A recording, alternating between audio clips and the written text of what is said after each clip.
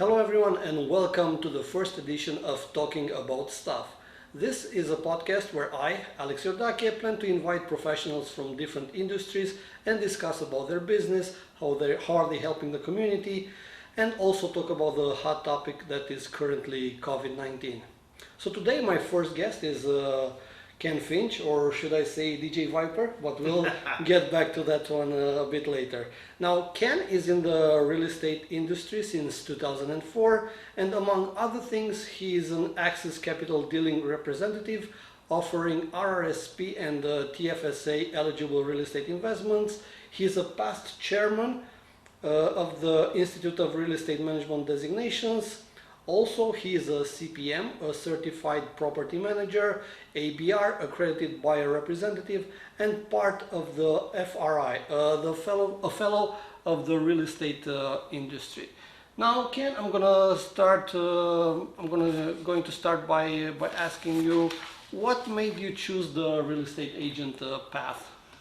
Well, becoming a realtor basically came to me through working in the property management industry. So I was a property manager and I received my certified property management designation, and the company that I was working with did a lot of buying and selling of real estate as well. They also developed, so they were buying land and apartment buildings, plazas.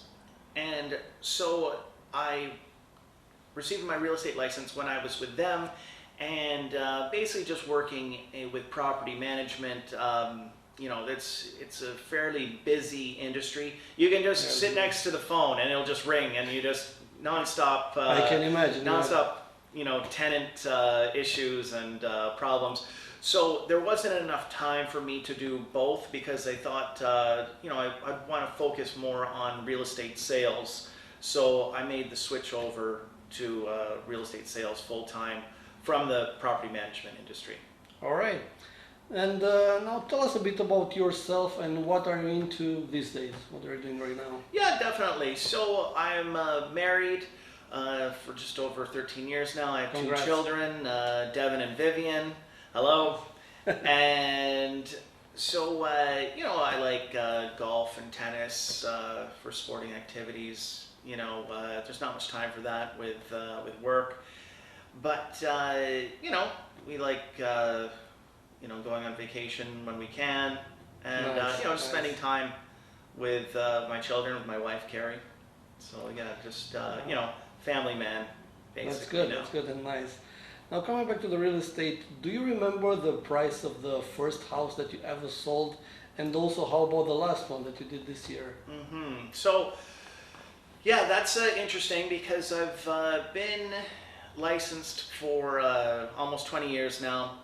So, homes were selling, condos were, 200,000-300,000, and homes were, 300,000-400,000. And so it's, a big range now. I'm listing a property next week. It's a detached house, 3 bedrooms, and so it's going for about listing around 650 and going for around 750 is the expectation. It's that's how things work right now in the real estate industry. You list lower and you create a multiple offer bidding war. And but I'm also listing a new construction, a redevelopment of a house, a tear down, and they're building a home. It's going to get listed for around 2.5 million, or around that range, 2 to 2.5 million. So that's that's a nice house in Mississauga. The other is in Kitchener. Oh, okay. Nice, and good luck with both of them. Thanks. And how is the market right now? How is the real estate market currently after what happened the past year, at the beginning of this year? So with COVID, it's been interesting. The experts at the end of 2020 said that prices would increase by the end of the year, by the end of 2021, by 5%, but about 45 days into this year, 2021, the prices went up about 30% on average. So it's all about supply and demand. You know, there are quite a few buyers looking, because, you know, people are more focused on their home rather than going on vacation, or, you know, people work from home, they need more space. So they're focused on real estate, on confirming another house. And that's really been one of the major driving factors. And, you know, there's just not enough supply. And also interest rates are so low now that, you know, that's really causing a lot of activity. You know, people take advantage of that. Yeah, definitely. So right now it's a completely active market, super seller's market.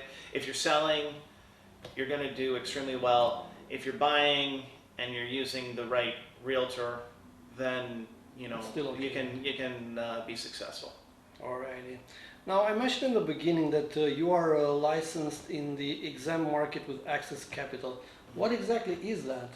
So the exempt market, it's regulated by the Securities Commission, and what these are, they're investments that are, like as you mentioned, TSFA, RSP eligible, and some popular ones are REITs, so Real Estate Income Trust.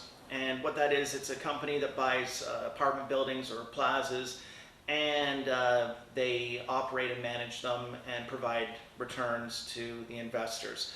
There's also real estate development projects that you can invest in a company that is going to develop, say, a shopping center, and you can participate in the investment with the project like that. Because before, projects like investments like that were only available to you know, big companies or you know, developers, and now this gives an opportunity for the everyday you know, retail investor, you know, someone that's investing in RSPs. You can invest in real estate projects. So they are, it's different from the stock market because there isn't a prospectus. There's what's called an offering memorandum. So it's exempt from a prospectus. It's not listed on the public stock market, but it's still regulated by the Ontario Securities Commission. So they're just investments that basically people can participate in now. I see. Okay, thank you for clarifying that. Now, obviously, why do you think that the housing market is so important in Canada in general? Because I know it's a big part of the GDP, and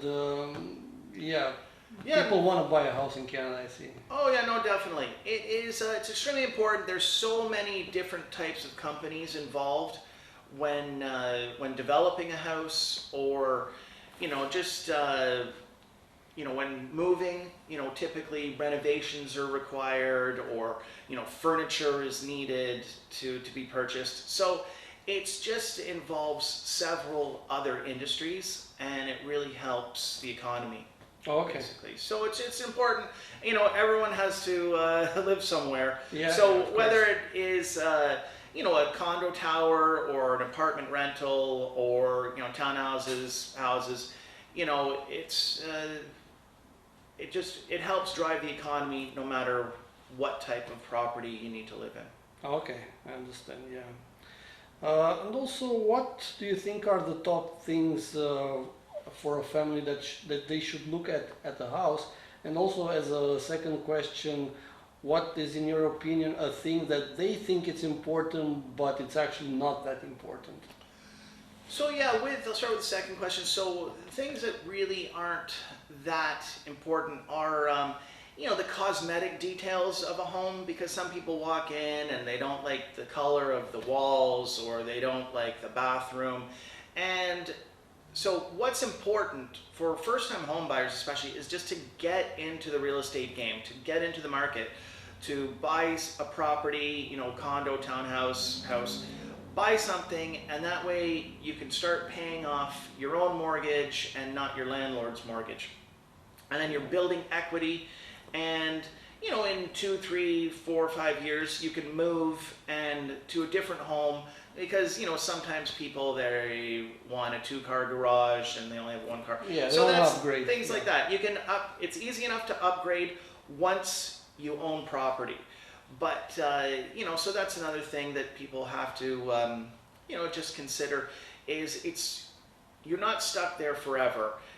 5 years goes by quite quickly, and if you've got low interest rates now, you're paying down a big portion of the principal of the mortgage, and that way it just makes it easier to upgrade in the future. Okay. And about the first question, what are the things that you would consider that are important? Oh, well, that was the just buying, getting into the real estate game. So just making sure that you have to save up. Obviously, you need 5% down, and it's just important to make sure that you focus on your goals. If you're looking to buy a house, it's very important to if you get into a relationship, that you set a budget and start saving for a down payment. Okay, I see. Thank you. And I know you follow up obviously this market.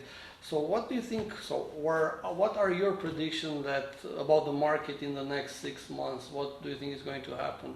Prices go up, down, the same? Yeah, well, from the massive peak in January, February, where on average in the Greater Toronto area, house prices went up 30%. They've somewhat leveled off, and it depends on the neighborhood and the community. Some have already peaked, and others, other areas that are up and coming, those are still on the rise. And so, there are multiple offers on almost every house that gets sold, and so sometimes that does drive up the price a bit, but overall, I think it's going to stay level, like not too much of an increase because of we've already had a big increase in prices this year in Q1. Now, I know you're with Royal LePage, but what do you think is the difference between Royal LePage and REMAX, the two big competitors in this market? Yeah, no, good question. So, they're both established companies, and, I've never worked in a REMAX office. I've worked at a couple other brokerages, and just with Royal LePage, I know that there's a lot of help in the back end, a lot of administration help. We have a graphic design department, we have a deal department, we've got some good management. What's up, Darren? Thanks for all the help. And, it's just some, the broker of record, and all of the staff are phenomenal at Royal LePage. And I'm sure you get that at some offices with other brokerages like REMAX. But, every brokerage is a franchise, basically. So really depends on the operator of that particular franchise. So like with any business, any restaurant, if you have a good operator, you're going to be successful. You can have a great location, but if you're not able to put the pieces together, then you're going to go out of business. So Royal LePage focuses a lot on training. I'm a lifelong learner. That's, as you can see from my designations, the FRI, Fellow of the Real Estate Institute, certified property manager. I just believe in constant upgrading and training, and you have to, because the regulations and the rules are always changing. So you have to keep on top of everything. But Royal LePage is excellent at giving top quality information and training to all of the realtors. I see, perfect. I also looked up the top 10 questions that people should ask for a realtor. So I'm gonna allow myself to ask these questions to you. Sure. The first one would be, what are your credentials? I know I mentioned a bit in the beginning about you, but you can also develop a bit more. Yeah, no, definitely. So I've been licensed since 2004. I have the real estate designations, accredited buyer representative, so that gives me advanced knowledge in working with buyers. I'm very experienced and working with buyers and multiple offers. The FRI designation is great. That designation is from the Real Estate Institute of Canada, and this designation is phenomenal in connecting with other people in the industry, because the CPM, Certified Property Management designation, is also with REIC, Real Estate Institute of Canada, and so I just have a big contact across Canada of just professionals, industry professionals that I can discuss, have conversations with, bounce ideas off of each other. So the credentials are really important. I'm also past president for the Real Estate Institute of Canada for the Toronto chapter, so I have a lot of contacts there. So that coupled with my experience, getting towards 20 years in the industry it really helps with helping buyers and sellers. Perfect. Now the second thing, it's not actually a question, it's something that people want. They say, show me your numbers, like if you are willing to show them about your success and what you've done in the past. Oh yeah, no, definitely. I do anywhere from 15 to 50 deals a year, because I do a mix of house and condo sales, leasing, commercial sales and leasing, land purchases. So, it's just, it's good to just constantly be doing deals, because you just get more experienced in the negotiation process, in the regulations, and in the industry. And, as far as stats, I don't have the stats on me, but they're a bit misleading, because when people say, oh, I sell property quicker than the average realtor, it's a different process now. You list on a Wednesday and you accept offers on the Tuesday, and sometimes it's conditional and that takes a few more days. If you didn't do this whole offer date, then most people would sell in one day. So it's not really, the numbers get a bit misleading, and also, I sell, 120% more, over the asking price than other realtors. But you under list, you put in a listing price under market value, and that creates interest, and that creates the bidding war. So the numbers are very deceiving. Just use an experienced realtor, and don't worry about the stats when you're looking for a realtor. All right, and people also, like, the third question would be, how will you market my home? So I do quite a bit of marketing, some social media, but print advertising, feature sheets. I advertise through my network and the Royal LePage network. But the things that I do that are, sometimes unique is I do some aerial drone videos, some nice photography, floor plans, things like that. So it's just good to, do as much as possible. Open houses are really the industry secret to open houses are for realtors to get buyer clients. But with COVID, there are no open houses allowed right now. There's virtual open houses, which, I have virtual tours as well.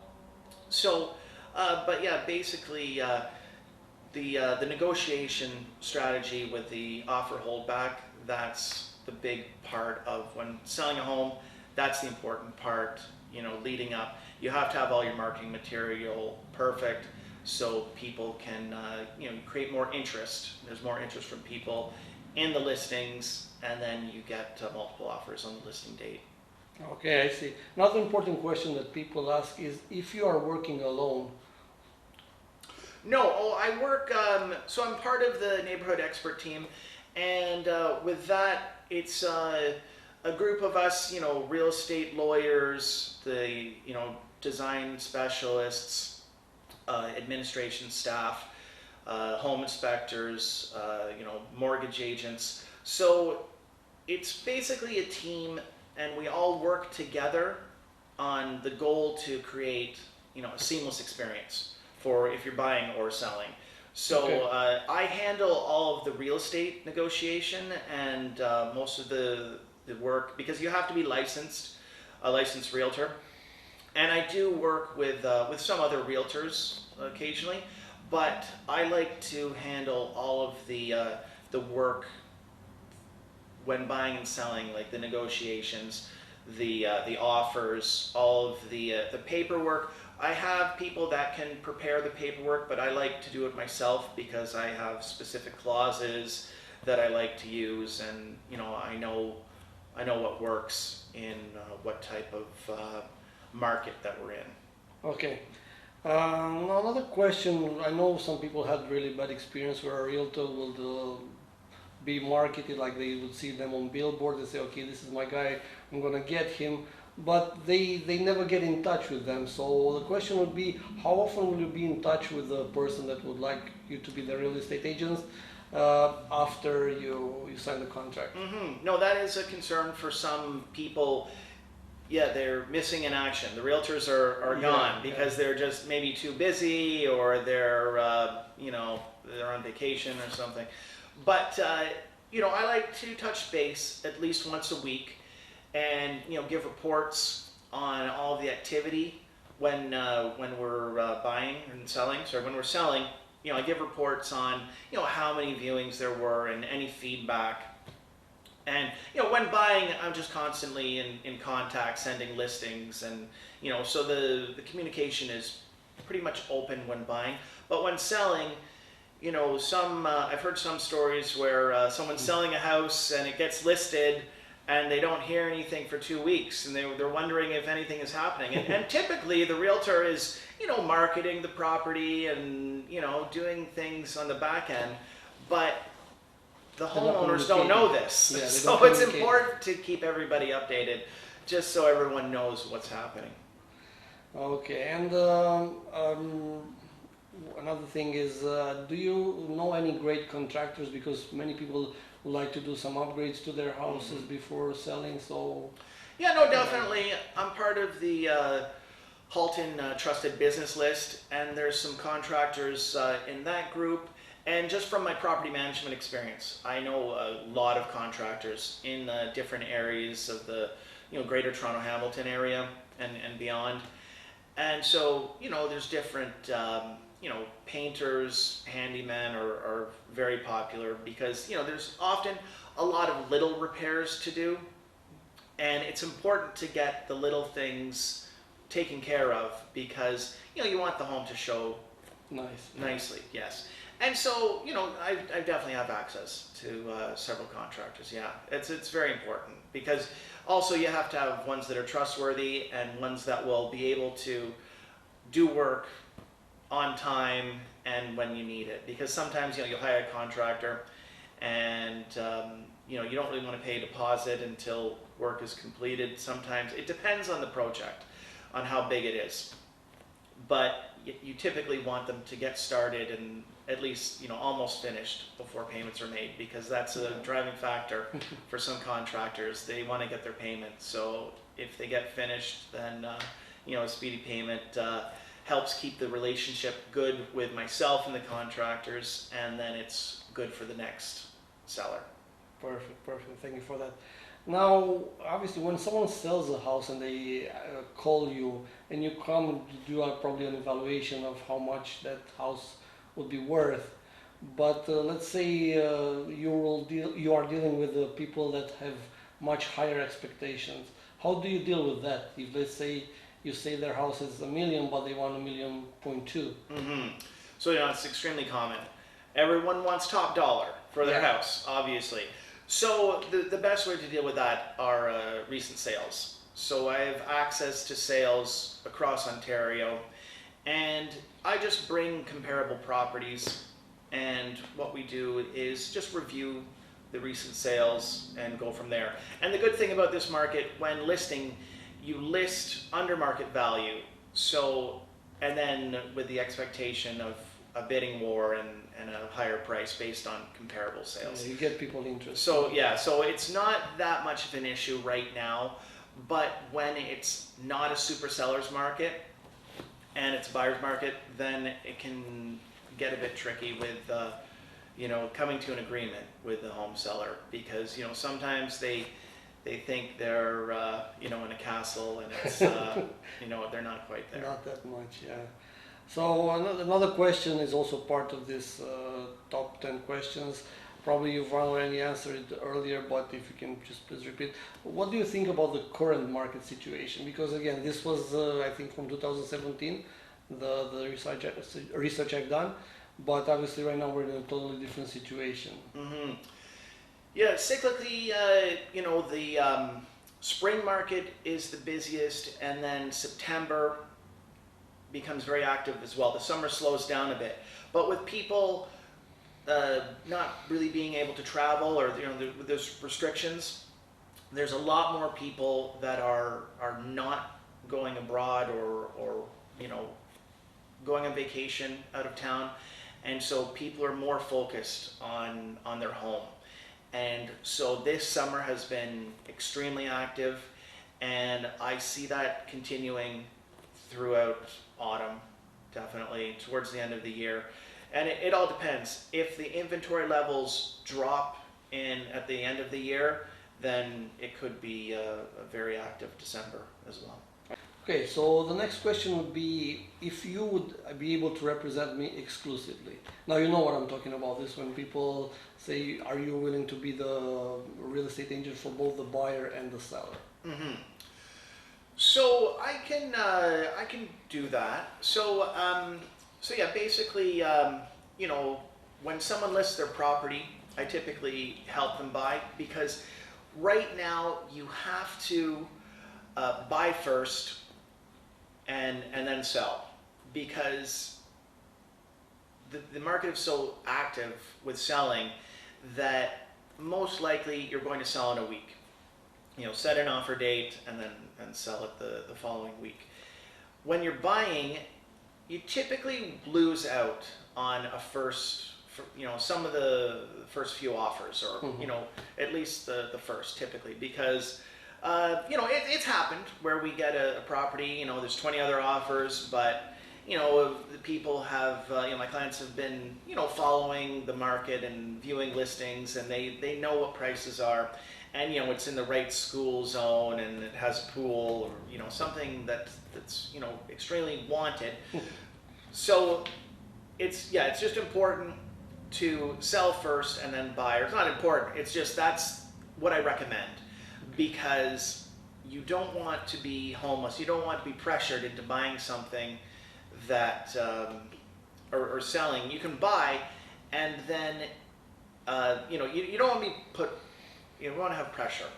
So I just, depending on the market, you buy or sell first, but definitely you buy first now, because you don't want to have to settle for something. And then also, there's also multiple representation with if I'm listing a property and then a buyer comes in and wants me to use them as a realtor, then that's still possible. I've done that previously. It's called multiple representation, and it is sometimes it works out well, because you can just negotiate quicker and come to an agreement with the price. I see. And the last question of this top 10 things to ask your realtor would be where to turn off if I have a complaint. Oh yeah, no, definitely. There is RECO, the Real Estate Council of Ontario. So they handle complaints. There's also the Toronto Real Estate Board, or the different real estate boards. They also have several rules and regulations. And also, I'm a member of the Real Estate Institute of Canada, and there's also a process for complaints with realtors. If you're an FRI, then you can make a complaint to REIC as well. So I just find it important to disclose everything, and to be honest and fair. And so even if I'm working multiple representation, everything obviously is confidential to the buyer and the seller, but it's very easy to follow the Real Estate Act and to be honest and fair to everybody. But you just have to make sure you disclose anything that's required, and all my transactions go by pretty smoothly. So it's yeah, no complaints yet. That's good. That's Or good. ever. That's even better. Yeah. So I think this would be it with the question regarding the real estate field. I'm gonna turn back a bit, like with the years since you were younger, and come back to the thing I was mentioning in the beginning of the podcast. What did you enjoy about your DJing career in the beginning? DJing was great. I used to DJ, in several different areas. A lot in Toronto, obviously living in Toronto, and also playing across Canada, Vancouver, quite a bit in Montreal, and so it was a good experience. But as having a growing family, it's the late nights get a bit difficult. But no, it was definitely the entertainment industry is definitely interesting, and so I've met a lot of good people through that industry, and it's still something I really enjoy music, but. I haven't DJ'd in quite a while, unless you count my living room. But Okay. no, it was good. It was a lot of fun. But, you have to be able to focus on, what you want to do in life. And it's just, if I'm working on too many things, then it gets a bit difficult. I'm, focused on, my real estate sales with the Royal LePage and real estate investments with Access Capital in the exempt market, so that's good. And there's that leaves some time for family. I see. That's always nice and good. Now, I'm also going to switch a bit and ask. I know lately there hasn't been much immigration into Canada because of COVID, but probably soon that's going to change and more people will come here. So I'm going to ask you. Let's say you have a new immigrant to Canada in front of you, and they ask you, what do you think is the best thing about Canada and what is the worst thing, in your opinion? Yeah, well, just Canada is great because there's just so much opportunity. Everyone has a chance to be a success, and there's a lot of great, educational institutions that are available, and a lot of great employers. So, just unlimited opportunity is one of the best things about Canada. The worst thing, depending, they're probably coming from a warmer climate, maybe winter. But Yeah. I don't mind the snow. That's fine. But the worst thing about Canada, it can get competitive. So just you have to be on your A game, all the time if you want to be a success. I see. Okay, thank you for that as well. And also on the last part of the podcast, we'll discuss, like I mentioned, about the COVID-19. So when you first heard about the virus last year, probably it was in March, and we went into the lockdown, how in that time, how actually long did you think it's gonna last? Yeah, I thought it would just, maybe go, there was the talk about the vaccine, we need the vaccine. And so I thought, when the vaccine is available, that's when I thought it would basically cool down. And I didn't really know. I thought it might happen by the end of the year of 2020. And, but yeah, as we can see, things are still cooking. Fourth wave might be coming. Yeah.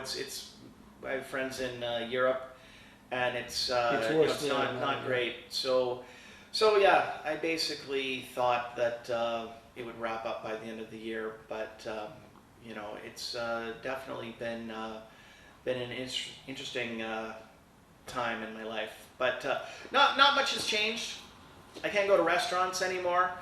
But other than that, real estate is considered an essential service because everyone needs a place to live. So Yeah. there's all the restrictions, the PPE and everything else that we have to do to stay safe. But not too much has changed. For my wife, she's a toxicologist and she works from home now. So it's changed a bit more for her and for my children, they appreciated the time off school, but I think they do prefer to be in school. There's the social aspect, and which I believe is important, and I think they've missed that a little bit. So it's changed for for most people, but it hasn't changed too much for me. So it's it hasn't been that bad in regards to people that I know that have had it. I know a few, but basically everyone's been fine. So it's we'll see when it ends. Yeah, so on that note, probably you know already that there's two categories of people when it comes to COVID-19, some believers, some non-believers. Mm-hmm. So in terms of information, where do you get your information, like the updates about the COVID-19? My wife. No, a lot from her. Thanks, Carrie. And just from the radio, I listen to a lot of talk radio.